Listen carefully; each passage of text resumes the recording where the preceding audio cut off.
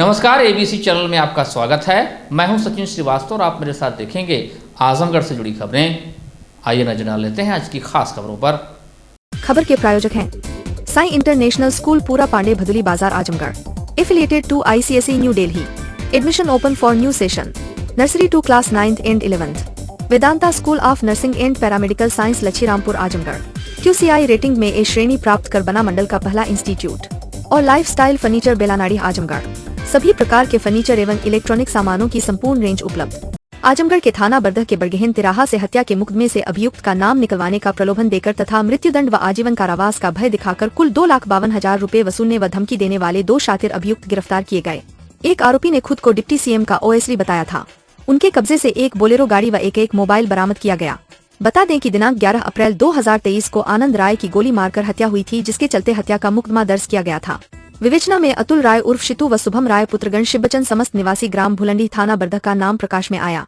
मामले में पुलिस कार्रवाई कर चुकी थी और कोर्ट में मुकदमा चल रहा था। तभी दिनांक 4 जनवरी 2024 को जतिन राय पुत्र नरसिंह राय निवासी भुलंडी, थाना बरदह द्वारा शिकायत किया गया कि उसके चचेरे भाई का हत्या के मुकदमे में से नाम निकलवाने के नाम पर अभियुक्तों आदर्श राय उर्फ अखंड राय पुत्र राधेश्याम राय, ग्राम जगदीशपुर, सोहली, थाना बरदह व डिप्टी CM का फर्जी OSD अनुपम शर्मा पुत्र प्रदीप शर्मा, नमिता शर्मा पत्नी अनुपम शर्मा, निवासीगण उपाध्यायपुर, नरेंद्रपुर पट्टी, थाना सरपथा, जनपद जौनपुर ने प्रलोभन देकर 2,52,000 रुपए ले लिए तथा पैसे वापस मांगने पर अभियुक्तों ने वादी मुकदमा को फर्जी मुकदमे में फंसाने तथा आजीवन कारावास का भय दिखा रहे हैं, जिसके आधार पर थाना स्थानीय पर धारा 388 IPC बनाम पंजीकृत कर विवेचना प्रारंभ किया गया। SOG प्रभारी निरीक्षक नंद कुमार तिवारी महमराह, थानाध्यक्ष कौशल कुमार पाठक, SI कमला सिंह यादव महमराह द्वारा मुकदमा उपरोक्त से संबंधित अभियुक्तों आदर्श राय उर्फ अखंड राय व अनुपम शर्मा पुत्र प्रदीप शर्मा को बरगहन तिराहा से करीब 10 बजे गिरफ्तार किया गया तथा अभियुक्तों के कब्जे से 2 मोबाइल व एक बोलेरो वाहन बरामद कर अभियुक्तों का चालान न्यायालय किया गया। लोगों हत्या के मुकदमे से नाम हटाने और प्रलोभन के मामले में पैसा हड़पने वाले गिरफ्तार किए गए। क्या मामला था सर और कितने लोग गिरफ्तार हुए? ये 2 लोग हैं जिसमें आदर्श राय व अनुपम शर्मा। इन्होंने वादी मुकदमा से संपर्क किया और उसको यह भय दिखाया कि आपके भाई को मृत्युदंड हो जाएगा और आप 2,52,500 रुपये हमारे खाते में डाल दीजिए। तो उन्होंने ये अमाउंट इसकी पत्नी जो है अनुपम शर्मा की, इसके खाते में डाल दिया और इसके बाद जब उसने पैसा मांगा तो उसको जान से मारने की धमकी देने लगे और उसको फर्जी मुकदमे में फंसाने के लिए कहने लगी कि हम तुमको फंसा देंगे। जब ये सूचना पुलिस को लगी तो पुलिस ने इसमें मुकदमा अपराध संख्या 8/24 धारा 388 का कायम किया है व इसमें आदर्श राय व अनुपम शर्मा इनकी गिरफ्तारी करी है। जो अनुपम शर्मा है इसके ऊपर 4 मुकदमे पहले से हैं। शीघ्र ही इन लोगों को रिमांड हेतु प्रस्तुत किया जाएगा और इनके ऊपर गैंगस्टर एक्ट की कार्रवाई भी की जाएगी और प्रॉपर्टी जब्ती करने की भी कार्रवाई की जाएगी। तो इनमें कौन है जो वही बन रहा था? ये इसमें अनुपम शर्मा है जिसने अपने आप को माननीय उप मुख्यमंत्री जी का OSD के रूप में अपने आप को प्रस्तुत किया व पैसे इसने हड़पे। फर्जी पासपोर्ट बनवाने के मामले में अदालत में सुनवाई पूरी करने के बाद अदालत ने एक अफगानी नागरिक समेत 3 आरोपियों को दोष मुक्त कर दिया है। यह फैसला अपर मुख्य न्यायिक magistrate court number 10 Devendra Pratap Singh ने शनिवार को सुनाया। मुकदमे के अभियोजन कहानी के अनुसार 2 फरवरी 2020 को फूलपुर कोतवाली के प्रभारी निरीक्षक कृष्ण कुमार गुप्ता माहुल मोड़ पर गश्त कर रहे थे। तभी मुखबिर की सूचना पर आरोपी किरामत उल्लाह अहमद जई पुत्र बाज मोहम्मद निवासी longer centre, province longer, Afghanistan को गिरफ्तार किया। अफगानी नागरिक किरामत उल्लाह ने बताया कि फर्जी पासपोर्ट साहिबे आलम पुत्र फैजान निवासी चमराड़ी, थाना फूलपुर ने बनाया था। इसके अलावा साहिबे आलम ने आबिद अब्दुल्ला पुत्र अवल निवासी सलाम खेर, अफगानिस्तान का भी फर्जी पासपोर्ट बनाया था। इस काम में मनोज पुत्र श्रीकांत निवासी शेखपुरा, थाना निजामाबाद ने सहयोग किया था। पुलिस ने जांच पूरी करने के बाद सभी आरोपियों के विरुद्ध चार्जशीट न्यायालय में प्रेषित कर दिया। इस मामले में अभियोजन पक्ष की तरफ से कृष्ण कुमार गुप्ता, उप निरीक्षक दिनेश चंद्र पाठक, विवेचक कमला शंकर गिरी, तत्कालीन ग्राम प्रधान Amrita, Mohammad Javed Tahir, Shailendra Kumar Maurya, head constable Rahul Kumar Singh, constable Bhagwan Yadav, head constable बच्चे लाल यादव समेत कुल 9 गवाहों को अदालत में पेश किया गया।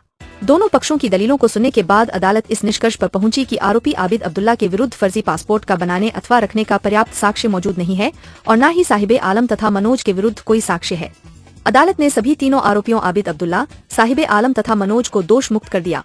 इस मुकदमे के एक अन्य आरोपी किरामतुल्लाह को अदालत ने 2 सितंबर 2023 को दोष मुक्त करते हुए विवेचक कमला शंकर गिरी के विरुद्ध ठीक ढंग से विवेचना न करने के लिए अनुशासनात्मक कार्रवाई करने का भी निर्देश दिया था। ये जो कीचड़ है इसमें कमल खिल सकता है कि बशर्ते यहाँ के लोगों को जलजमाव की समस्या से निजात मिल जाए। जी हाँ, जलजमाव की समस्या से जूझ रहे पलहनी वासियों का गुस्सा शनिवार को 7वें आसमान पर दिखाई दिया। अधिकारियों की उदासीनता को लेकर महिलाओं व पुरुषों ने घरों से निकलकर सरकार व जिला प्रशासन को जमकर खरी खोटी सुनाई। उन्होंने प्रशासन को चेतावनी देते हुए कहा कि जल निकासी की समस्या का अगर जल्द समाधान नहीं हुआ तो वे जिलाधिकारी कार्यालय पर धरना प्रदर्शन व आमरण अनशन के लिए बाध्य होंगे। शहर से सटे पलहनी ग्राम सभा स्थित है। इस ग्राम सभा का 1/4 हिस्सा नगर पालिका क्षेत्र में आता है। पलहनी ग्राम सभा में कोमल कॉलोनी, नई कॉलोनी, सरस्वती कॉलोनी, राजभर बस्ती, Palhani block colony, CHC colony में लगभग 5000 से अधिक मकान हैं। इन सभी कॉलोनियों के लोगों के घरों से निकलने वाला नाबदान का पानी विगत 30-35 वर्षों से बौरहवा बाबा पोखरा में बहकर जाता था। कॉलोनी वासियों का कहना है कि रेलवे ने बौहरवा बाबा पोखरे में जा रहे नालियों के पानी को बंद कर दिया, जिससे अब कॉलोनी के लोग जलजमाव की समस्या से जूझ रहे हैं। नाले के साथ ही कॉलोनियों के गली व सड़कों पर जलजमाव लगा हुआ है। नालियों के रास्ते से लोगों के घरों के अंदर गंदा पानी घुस रहा है। जमे पड़े पानी के सड़न से दुर्गंध उठ रही है। मच्छरों का भी प्रकोप बढ़ने से संक्रामक बीमारियों के फैलने का भी खतरा बढ़ गया है। जल निकासी की समस्या से जूझ रहे कॉलोनी के लोगों ने खंड विकास अधिकारी, नगर पालिका अध्यक्ष, नपा प्रशासक से लेकर जिलाधिकारी तक प्रार्थना पत्र देकर समस्या के समाधान के लिए गुहार लगा चुके हैं, लेकिन आज तक कहीं कोई भी सुनवाई नहीं हो सकी है। हम लोग को घर चाहिएगा और भी रोड भी खराब है और बरसात में घर में पानी हल जाता है और हम लोग को ठंडी लगती है। तो प्रधान द्वारा क्या कहा जाता है? प्रधान नहीं सुन रहा है। सरकारी योजना के बारे में कुछ जानती हैं? नहीं। प्रधानमंत्री आवास के बारे में नहीं जानते। तो कोई सरकारी योजना के बारे में नहीं। जानकारी है? प्रधानमंत्री कभी नहीं बताएं? नहीं। क्या चाहती है आप लोग? हम लोग घर चाहते हैं। अच्छा मकान मिल जाए। समस्या इस गाँव में? समस्या यही गांव का है कि पानी का निकासा कहीं नहीं है, पानी निकलने की जगह भी नहीं है। हम लोग के नाली चाहिए। प्रधान क्या कहते हैं? प्रधान कहते हैं कि हम क्या करें, जब हमारे बजट नहीं है, हमारी प्रधानी नहीं है तो हम क्या करें। यही तो बात है। जगह नहीं है तो पानी कहाँ हम निकालेंगे, किसके घर में जाएंगे, किसके खेते में डालेंगे। हम लोग को नाला नहीं है, पानी बहाने की सुविधा नहीं है। थोड़ा से एक रूम है, उसी में हम लैट्रिन के गाढ़ा बनवाएंगे, पानी के बनवाए कहाँ बहाएंगे लैट्रिन। हम लोग को नाला नहीं है, पानी भी रास्ता भी नहीं है। प्रधान के जाते कहते हैं कि पानी नाला बनवा के पानी कहाँ जाएगा। हम पानी की जिम्मेदारी हम लेंगे, वो लेंगे। पानी बहाने की जगह नहीं है हम लोग को है। ये जो यहाँ की दर्दनाक समस्या इसको कहेंगे, पलहनी और कोमल कॉलोनी और पलहनी के पीछे का गांव लिए हुए, ये मुझे लगता है कि लगभग 5 साल से ये समस्या विभत्स रूप लेते जा रही है और इसका कोई भी निदान आज तक नहीं हो सका है। आप प्रशासन से या शासन से मैं एक विनती करूंगा, आप मीडिया भाई के माध्यम से, कि वो कम से कम 2 कदम चल के आके इस कोमल कॉलोनी की दुर्दशा पे एक बार अगर आकृष्ट होंगे तो निश्चित पाएंगे कि वहाँ एक छोटे छोटे जीवाणु, विषाणु और कीड़े मकोड़े वो यहाँ जनित हो चुके हैं और हजारों घर जो यहाँ पे रहता है वो जो है रोगों से पीड़ित चल रहा है आज के डेट में। कारण नाली के पानी का निकास बहुत विभत्स समस्या यहाँ पे है। ये 5 साल से अनवरत, मतलब कोई घर ऐसा नहीं है जहाँ से आप पैर फाँद के बाहर निकलने की नौबत ना हो, चाहे वो VIP हो, चाहे सामान्य घर हो, चाहे मड़ई हो, चाहे वो पक्का घर हो। बहुत बुरी हालत है। प्रशासन से कम सैकड़ों बार ज्ञापन, विज्ञापन और 50 घर मिलके वहाँ धरना, किसी का कोई भी प्रभाव नहीं पड़ रहा है। प्रशासन के कान पे जूं तक नहीं रेंग रही है। यहाँ प्रधान से बात हुई, वो बता रहा है कि हमारे पास फंड ही नहीं है। तो मैं आप मीडिया के माध्यम से ये आग्रह करता हूँ कि क्यों जनता के साथ खिलवाड़ किया जा रहा है, क्यों जनता के जीवन के साथ खिलवाड़ किया जा रहा है, पलहनी की जनता के। आप इस सूचना को, हमारे इस बात को, हमारे पलहनी की इन जनता की बात को अपने माध्यम से कम जिला प्रशासन तक पहुंचा के यह निदान कराने का कष्ट करें। यही हमारी आपसे एक गुजारिश है। अगर ऐसा नहीं होता है तो निश्चित रूप से इसका फल, इसका परिणाम बड़ा ही बुरा होगा, क्योंकि जब जनता व्यतीत होगी तो कुछ भी संभव है। ये मैं आप मीडिया के माध्यम से कहना चाहता हूँ। आपकी स्क्रीन पर दिख रही सबीना बानो ग्राम गुल्लीगढ़, थाना रौनापार की निवासिनी है। इनके पति शोएब ने खाड़ी देश से लेटर के माध्यम से इन्हें 3 तलाक दिया, जिसकी सूचना तत्काल इनके द्वारा थाने पर दी गई, जहां थाना रौनापार के दरोगा द्वारा डांटकर इन्हें भगा दिया गया। जिसके बाद यह अपने गांव हिरनई गुल्लीगढ़ के प्रधान अबूबकर पुत्र निजामुद्दीन से मिली। तब उनके द्वारा थाने पर बात कर यह कहा गया कि दरोगा कुछ पैसों की डिमांड कर रहे हैं, पैसे देने पर FIR दर्ज हो जाएगी। उन्होंने उन्हें अपने घर पर बुलाया प्रधान के गांव वाले घर पर वे शाम को पहुंची तो वहां ग्राम प्रधान व थाना रौनापार के दरोगा पहले से ही मौजूद थे। बातचीत के दौरान प्रधान ने उनका हाथ पकड़कर अपनी तरफ खींच लिया और बुरी नियत से उनके शरीर को सहलाने लगे। जब उन्होंने विरोध करते हुए अपनी इज्जत की दुहाई दी और वहां से भागने की कोशिश की तो दरोगा द्वारा गंदी नियत से उनका नकाब खींच दिया। किसी तरह वह वहां से भागी। वहां से निकलने के बाद समाज के लोकलाज के भय के कारण यह बात किसी से नहीं कही और उन्होंने एसपी को एक प्रार्थना पत्र दिया। तब उनकी प्रथम सूचना रिपोर्ट मुस्लिम महिला विवाह पर अधिकारों की सुरक्षा अधिनियम 2019 के तहत दर्ज हुई।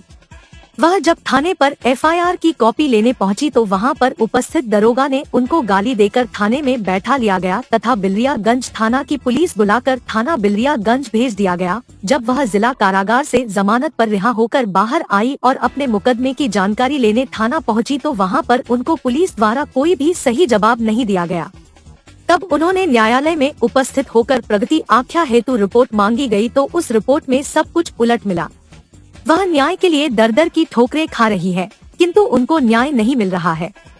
ऐसी स्थिति में वह मजबूर होकर एक बार फिर एसपी के यहाँ प्रार्थना पत्र दे रही है कि उनके प्रथम सूचना रिपोर्ट पर मामले की पुनर्विवेचना कराया जाना न्यायहित में नितांत आवश्यक है ताकि ग्राम प्रधान हिरनई गुल्लीगढ़ व रौनापार थाना के दरोगा के विरुद्ध कार्यवाही हो सके व सरकार के मंशा के अनुरूप प्रार्थिनी को न्याय मिल सके। यहाँ पर जो हम मुकदमा किए थे तो लोग दर्ज नहीं कर रहे थे। किस चीज का मुकदमा की थी? क्या 3 तलाक का। हाँ। 3 तलाक का मुकदमा करे तो वहाँ से नहीं हो रहा था तो यहाँ पे भी आए थे एसपी ऑफिस के यहाँ तो यहाँ पे सिर्फ मुकदमा किए थे तो वो जो है वहाँ के मकसूदन चौरसिया साहब जो हैं वहाँ गाली देकर भगा दिए थे। तो हम प्रधान के पास गए थे तो प्रधान ने बोला ठीक है हम मकसूदन चौरसिया साहब से बात करके बताते हैं। तो अब हम अबू बकर प्रधान साहब जो उनसे कहे तो वो बोले ठीक है। तो वो बात करे तो पैसा के लेन देन की बात करने लगे। तो हमने बुलाया कि अपने घर वाले पे बुलाया कि वहाँ पर आइएगा तो हम बात करके बताएंगे। तो वहाँ जब हम गए तो वहाँ पर मकसूदन चौरसिया भी थे तो वहाँ पर मकसूदन चौरसिया भी थे। पैसा की लेन देन किए। जब हम पैसा उनको दिए तो वो हमें जो है हमारा नकाब पकड़ खींच लिए। कौन? मकसूदन चौरसिया दरोगा है वहाँ के। अच्छा, तो रिपोर्ट लिखी गई आपकी? नहीं, वहाँ के नहीं रिपोर्ट लिखे थे, वो गाली देकर भगा दिए थे हमें। तो हम यहाँ पर आए प्रधान जी से अपने अबू बकर प्रधान के यहाँ। तो उनसे जब गए तो बोले ठीक है हम वहाँ बात करके आपको बताएंगे। जब वो मकसूदन चौरसिया साहब से बात किए तो बोले कि ठीक है पैसा कुछ लेन देन की करिए हम आ रहे हैं। तो हमें वो अपने घर पे बुलाए। गांव में एक घर है वहाँ पर, वो लोग गांव में नहीं रहते हैं, वो लोग मार्केट बाजार में रहते हैं चांदपट्टी। तो गांव में हमारे घर पे बुलाए वहाँ पर अपने। तो जब हम वहाँ पर गए तो वहाँ पर वो भी थे मकसूदन चौरसिया साहब। मकसूदन चौरसिया साहब भी थे। तो वहाँ पर जब गए तो पैसा की लेन देन किए। उसके बाद हमारा नकाब खींच लिए वो वहाँ से। हम मकसूदन चौरसिया साहब वो अपनी गलत नीयत से हमें नकाब खींच लिया था।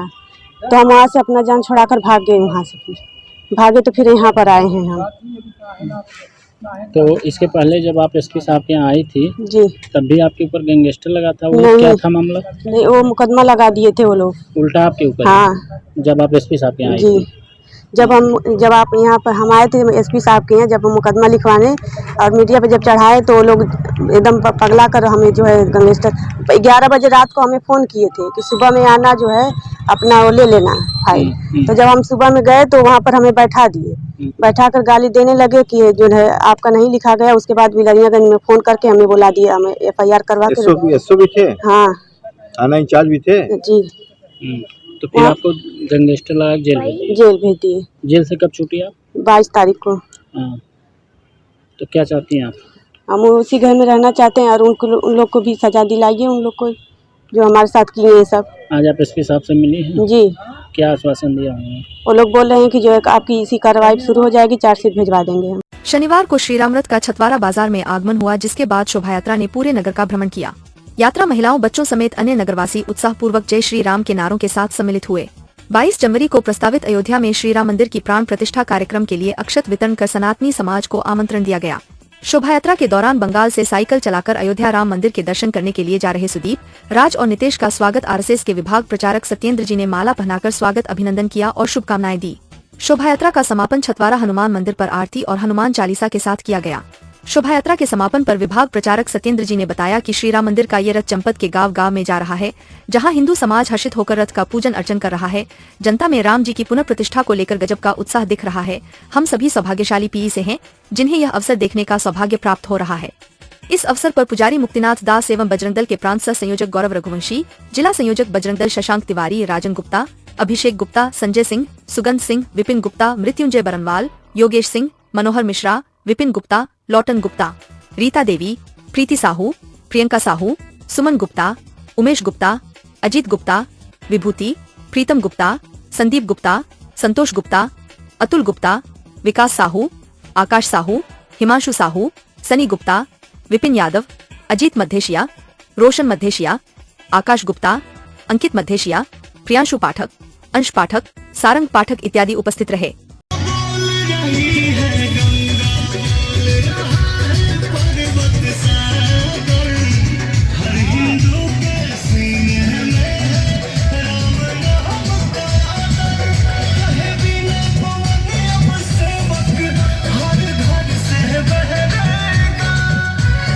जिलाधिकारी विशाल भारद्वाज की अध्यक्षता में शनिवार को तहसील निजामाबाद के सभागार में संपूर्ण समाधान दिवस का आयोजन किया गया।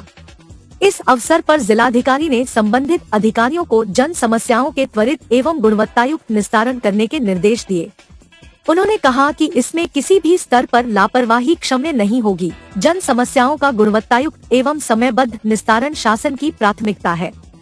इस अवसर पर कुल 102 मामले आए, जिसमें से 5 मामलों का मौके पर निस्तारण किया गया तथा शेष 97 मामलों का निस्तारण निर्धारित समय सीमा के अंतर्गत करने के लिए जिलाधिकारी ने संबंधित अधिकारियों को निर्देश दिए। प्राप्त मामलों में राजस्व विभाग के 82, पुलिस के 2, विकास के 9 एवं अन्य के 9 मामले शामिल है। जिलाधिकारी ने समस्त संबंधित अधिकारियों को निर्देशित करते हुए कहा कि जिन जिन विभागों से संबंधित आवेदन पत्र प्राप्त हुए हैं, उसे जल्द से जल्द 100% गुणवत्तायुक्त निस्तारित करना सुनिश्चित करें। जिलाधिकारी ने कहा कि यदि समस्याओं का निस्तारण प्रारंभिक स्तर पर ही कर दिया जाए तो जनता को मुख्यालय तक नहीं जाना पड़ेगा। इसलिए अधिकारीगण प्राथमिकता के आधार पर प्रारंभिक स्तर पर ही जन समस्याओं का वास्तविक निस्तारण कर दें।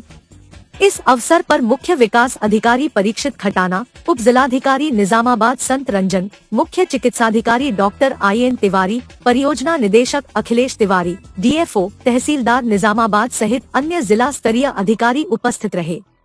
वहीं सदर तहसील में SDM सदर ज्ञानचंद गुप्ता की अध्यक्षता व CO सिटी गौरव शर्मा की उपस्थिति में आयोजित संपूर्ण समाधान दिवस पर कुल 96 प्रार्थना पत्र आए, जिनमें से 6 का निस्तारण मौके पर कर दिया गया। शेष अन्य के लिए संबंधित अधिकारियों को निर्देशित किया गया। प्राप्त शिकायती पत्रों में राजस्व के 72, पुलिस विभाग के 16, विकास के 3 और अन्य विभागों के 5 मामले शामिल रहे। मंडलायुक्त मनीष चौहान एवं IG अखिलेश कुमार ने शनिवार को मोहम्मदाबाद गोहना में आयोजित संपूर्ण समाधान दिवस का औचक निरीक्षण किया। निरीक्षण के दौरान मंडलायुक्त श्री चौहान ने गत संपूर्ण समाधान दिवसों में प्राप्त शिकायतों के निस्तारण की समीक्षा करते हुए उपजिलाधिकारी को निर्देश दिया कि आमजन से प्राप्त उनकी समस्याओं के प्रति पूरी गंभीरता बरती जाए। इसमें किसी प्रकार की शिथिलता और लापरवाही नहीं होनी चाहिए। उन्होंने यह भी निर्देश दिया कि शिकायतों के निस्तारण की गुणवत्ता और समयबद्धता की नियमित रूप से समीक्षा करें। यदि निस्तारण में कहीं कमी मिलती है तो उस पर तत्परता से कार्यवाही कराई जाए, ताकि एक ही समस्या के निस्तारण हेतु शिकायतकर्ता को बार बार तहसील, जनपद, मंडल मुख्यालय तक अनावश्यक रूप से भाग दौड़ की जरूरत न पड़े। निरीक्षण के दौरान मंडलायुक्त एवं IG ने आमजन से उनकी समस्याओं को सुना तथा संबंधित अधिकारियों को निर्देशित किया कि प्राप्त शिकायती प्रार्थना पत्रों का 100% निस्तारण प्रारंभिक स्तर पर ही किया जाना सुनिश्चित करें। निर्धारित समयावधि व्यतीत हो जाने के उपरांत कोई भी प्रार्थना पत्र अनिस्तारित नहीं मिलना चाहिए। इस दौरान अधिकारियों के समक्ष विभिन्न विभागों से संबंधित कुल 84 प्रार्थना पत्र प्रस्तुत किए गए, जिसमें से मौके पर 6 का निस्तारण किया गया, जबकि 3 प्रार्थना पत्रों के त्वरित निस्तारण हेतु राजस्व एवं पुलिस विभाग की 3 संयुक्त टीमें मौके पर भेजी गयीं। IG अखिलेश कुमार ने पुलिस विभाग से संबंधित पूर्व में प्राप्त शिकायतों के निस्तारण की समीक्षा किया तथा उपस्थित थाना प्रभारियों को आवश्यक दिशा निर्देश दिया। इस अवसर पर उपजिलाधिकारी हेमंत कुमार चौधरी, क्षेत्राधिकारी पुलिस अजय विक्रम सिंह, नायब तहसीलदार गौरव कुमार शाह सहित अन्य विभागों के अधिकारी उपस्थित थे। साई इंटरनेशनल स्कूल पूरा पांडे, निकट RTO office, Bhaduli Bazaar, Azamgarh. ICSE board new Delhi से मान्यता प्राप्त। प्रत्येक क्लास में स्मार्ट क्लास की व्यवस्था, सुव्यवस्थित साइंस और कंप्यूटर लैब्स, इंडोर और आउटडोर स्पोर्ट्स फैसिलिटीज, पूरे सिटी में वाहन की सुविधा, additional open for new session. Nursery to class 9th and 11th. Sai International School, Pura Pandey, निकट RTO ऑफिस, भदली बाजार, आजमगढ़। उत्तर प्रदेश के 613 नर्सिंग और पैरामेडिकल कॉलेज में से 20 कॉलेज QCI रेटिंग में ए श्रेणी प्राप्त कर बने मेंटर इंस्टीट्यूट। आजमगढ़ मंडल और जिले का नाम रोशन कर Vedanta school of nursing and paramedical science Lachhirampur Azamgarh QCI rating में ए श्रेणी प्राप्त कर बना मंडल का पहला institute. Wifi campus, smart classroom, live projects, special placement से scholarship, separate hostel for boys and girls. Admission या अन्य जानकारी के लिए संपर्क करें। Lifestyle furniture, Belnadi, Azamgarh. सभी प्रकार के फर्नीचर एवं इलेक्ट्रॉनिक सामानों की भरपूर रेंज उपलब्ध। हमारे यहाँ EMI की सुविधा 0% ब्याज पर उपलब्ध। इलेक्ट्रॉनिक सामानों में LED TV, refrigerator, washing machine, air conditioner, air cooler, deep freezer, water cooler, mixer juicer, iron, fan, induction, battery, inverter, electric geyser, gas geyser, आटा चक्की इत्यादि। फर्नीचर के सामानों में बेड, गद्दा, सिंगारदान, अलमीरा, sofa, table, chair, rack, stool, संदीली, सीढ़ी, डाइनिंग टेबल, झूला आदि। शादी विवाह की हो तैयारी या ऑफिस और घर के लिए सामानों की करनी हो खरीदारी, पहुँचिए लाइफस्टाइल फर्नीचर, बेलनाडी, आजमगढ़।